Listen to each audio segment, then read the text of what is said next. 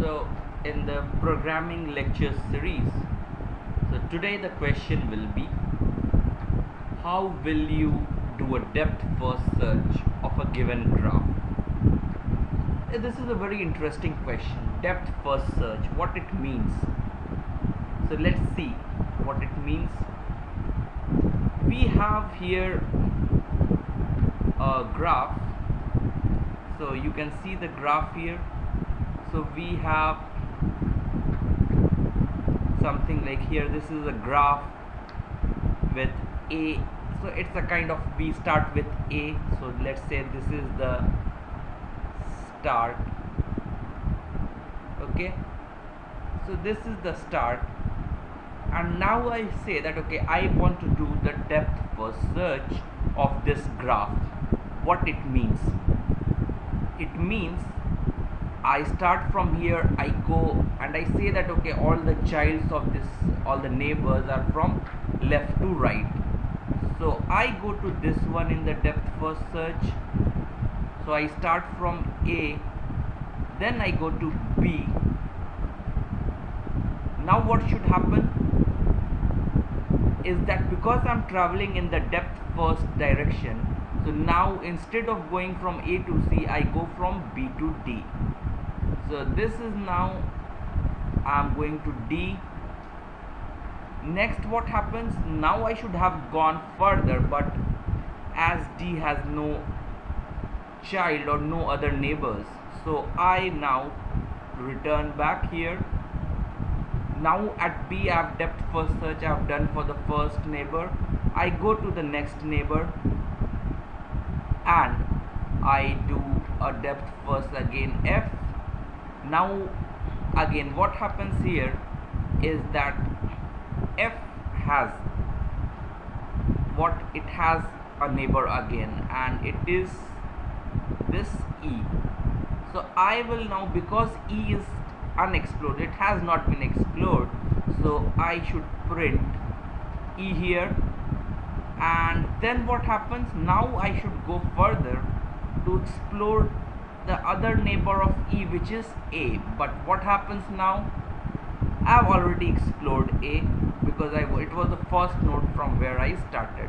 So I will not go there. And then what happens? Now it has no neighbor. So I come back here because A is already traversed, explored. E has now no neighbors, so I go back from where I came, F. Now all the neighbors of F has been explored. I go backtrack to B. All the neighbors of B has been explored, so I go back to its calling node, which is A. So at A now what happens? I have just explored B. So now I go to next neighbor C and I write C here. At C now it has a neighbor G, which is unexplored, so I go there to the G. Now it has no neighbor, so I come back here, and as E is already explored, so I have explored all the nodes in the graph and I'm done. So we see that our traversal is A, B, D, F, E, C and G. So this is the depth first traversal. So now let's see the code of this depth first traversal. So how to write a pseudo code for this one.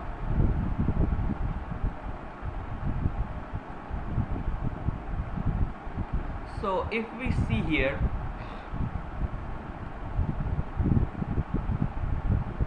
so what happens, we see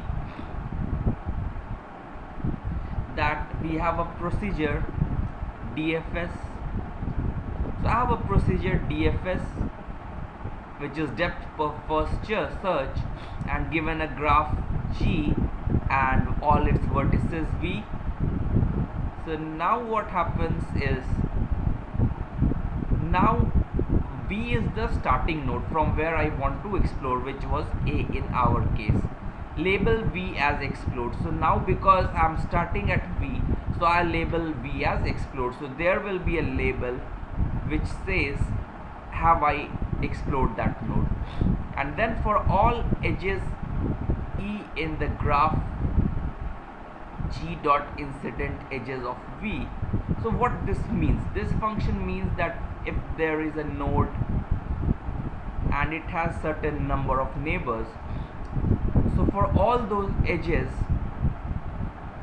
which are emanating from the vertex V, so if edge E is unexplored, so if that edge is still unexplored, so I have not gone there to that edge, then W is equal to G dot opposite V comma E. So what it means here is, if vertex W is unexplored, so if the vertex, I go to some vertex, so W is the vertex which I get from the edge, so this G dot opposite V comma E tells that okay, in that edge what is the other end node. One was V, so what is the other one? So it's W. So if vertex W is still unexplored, then label E as discovery edge and recursively call DFS G comma W. So what happens if this is not explored yet? So I will label E as discovery edge and I will make W, now I will call DFS on W and I will mark it as labeled also, that it has been explored. So here I should have written that W is now explored. So W is now explored. So this is about the depth first search, which is a kind of some recursion is happening here. So we are calling DFS, and if everything has been so everything has been explored at a particular node, then what we do is we just trace back to the parent edge. So this was about depth first search, and we will just look at one example, which is, let's say we have a tree. Okay, so tree is also a graph. So we have, let's say, a binary search tree kind of thing, or binary tree,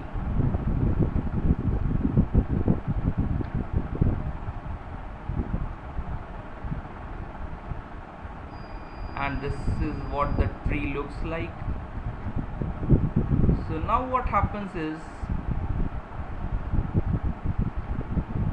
so let's say this is the tree. Okay, we have the tree and I now want to do the depth first search of this one. Okay, so this is what we want to do, DFS. So this is just again for our revision purpose.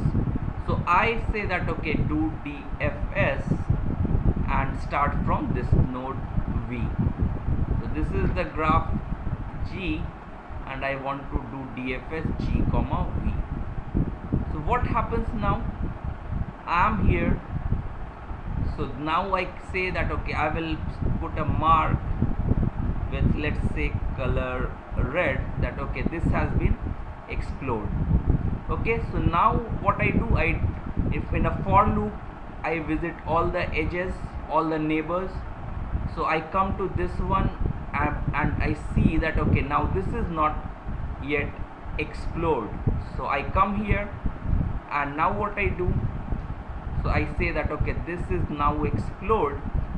So I have 20, then 10, and now this is explored. So I now in a for loop again, so I do DFS of its neighbors. So I go here at 5 because it is not discovered yet, so it's not explored.